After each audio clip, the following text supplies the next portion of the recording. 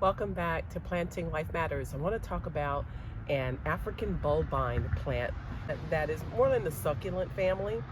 It grows really compact and about 1 foot tall to 1.5 foot wide. I've grown these in the past. It's been a few years since I have. And right now it doesn't look like much, but this thing actually is gorgeous when it puts off these really tall blooms. And they come in different colors. I've had the orange and the yellow in the past. And so what I like about them is here in zone 8A that they will in fact handle any heat with very little water, and even in some really cold temperatures they thrive just fine. They do spread, not in an invasive way, but they do spread, which is really awesome about them. I've bought one plant in the past and actually it's gotten about that wide before. And so I'm actually going to take this out, and I've already kind of broken up the roots a little bit. It was pretty root bound in that pot I had. It's been sitting out here for about maybe 30 days or so now. So I'm going to chop this in half with a little saw that I use, and put them in the ground before it gets too cold. So I usually have like a really inexpensive saw. Literally, I think I picked this up from a dollar store, but it comes in handy so much. So I will just split open plants, and you know, having done that, now you can see that we have made 2 plants, and saves a lot of money when you do that. I think this is great for hostas when you're splitting those in the spring, and other plants as well. So I said 3 earlier, but I think I'm gonna just leave it at the 2. So that's how I split my plants up. That sounds funny. That's how I split my plants up. Anyway, you get my point. All right, so I'm gonna pop those in. So I popped the bulbine in the ground. I actually ended up splitting it into 3 different pieces, a smaller, well, 2 really small ones, and a little bit larger one. So let's see how they do. And oh wait, oh my goodness, look at that I didn't even see yesterday. So I split these up yesterday, came back out a day later just to check on them, and that's what I'm talking about. This late in the season, there's a beautiful orange yellow bloom there on the bulbine, and I'm so glad that I did not cut the stalks off. I almost did, which you can't do after the flowering is done, but I decided to leave it on, and I'm glad I did, because today I get some beautiful little petite flowers.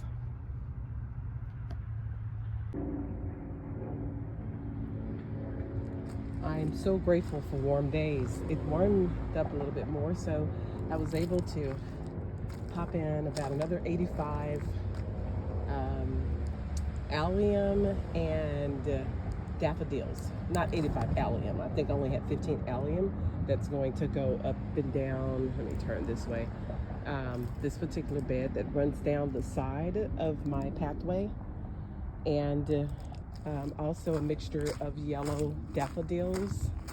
So if I go back up, so that should be a drift all the way down to the end of the pathway. Hopefully that turns out. I've tried growing allium before. I may have put them in the wrong time of the season. The last time I did it, none of them ever came up. So I'm gonna try it one more time, and hopefully we'll get some really beautiful color here in the spring. And in case you've never grown bulbs before, or planted bulbs, I should say, before, be sure that you put the flat side down, tip side up, put it in the ground. Make sure you're looking at the packaging on the type of bulb to see how deep. In my case with the daffodils, about 4 inches deep. And then you just cover it up and you go. But as I did that, look who's trying to take over one of my bulbs.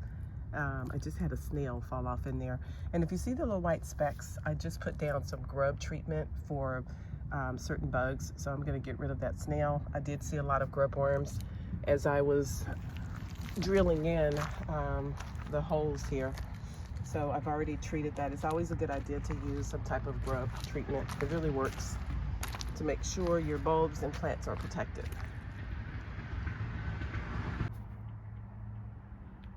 All right, I am about to clean out some dead canna lilies since we've had some freezing temperature.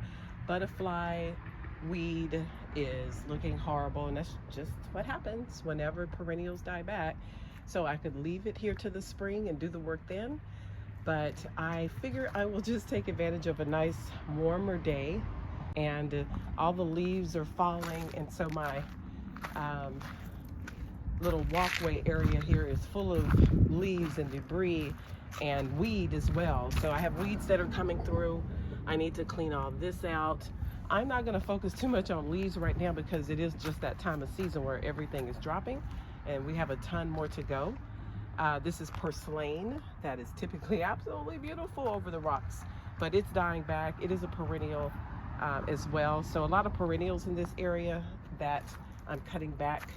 And I am so tired of the canna lily, if I'm being honest. I am trying to eradicate it, dig it out, and I transplant it to other areas, give it away, but it grows pretty fast and almost invasive in a way. So over a period of time, it really can spread out. That may have started as 1 or 2 canna lily, and you see how much is there. So I'm gonna wait until the spring and dig more out, but right now I'm just gonna cut it back to clean this area up because it looks really bad over here.